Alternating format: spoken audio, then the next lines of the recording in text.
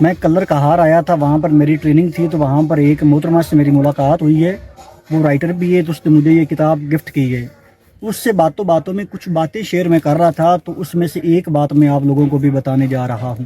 2023 میری زندگی کا بلیک ایئر گزرا ہے۔ اس سال میں نے زندگی میں بڑے دکھ، بڑی تکلیفیں، بڑی ٹریجڈی کو فیس کیا ہے۔ مجھے اچھی طرح یاد ہے، کیونکہ جس پہ بیت رہی ہوتی ہے نا، وہ بندہ اچھی طریقے جانتا ہے کہ مجھے 5 سیکنڈ کی بھی پورے سال میں حقیقی خوشی نصیب نہیں ہوئی۔ اس سال میری زندگی میں سب سے بڑا چیلنج آیا تھا، تو اس چیلنج کو حل کروانے کے لیے میں نے ہر انسان کا دروازہ کھٹکایا۔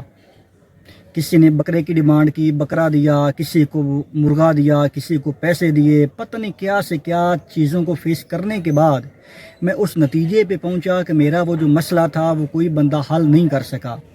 لیکن اس وقت مجھے دکھ ہوتا تھا کہ میرے سارے پیسے بھی ضائع گئے، میرا وقت بھی ضائع گیا، کوئی میرا مسئلہ حل نہیں کر سکا۔ لیکن آج مجھے اس بات کا بڑی گہرائی کے ساتھ احساس ہے کہ ان دنوں میں جو پیسے میں نے دیے تھے وہ میرے فضول نہیں گئے، کیونکہ جس بندے کو میں نے پیسے دیے یا بکرا دیا یا کوئی مرغا دیا، اس بندے نے اس کے بدلے جو جھوٹی امید دی تھی نا، اس امید نے مجھے ان دنوں میں زندہ رکھا تھا۔ اگر وہ امید بھی نہ ہوتی یا کوئی بندہ میری امید بھی چھین لیتا، ہو سکتا ہے کہ میں آج آپ کے سامنے یہاں پر نہ بیٹھا ہوتا۔ آپ کسی بھی انسان کے ساتھ جیسے مرضی زیادتی کر لیں، لیکن کسی بھی انسان کی امید کبھی نہ چھینیے گا۔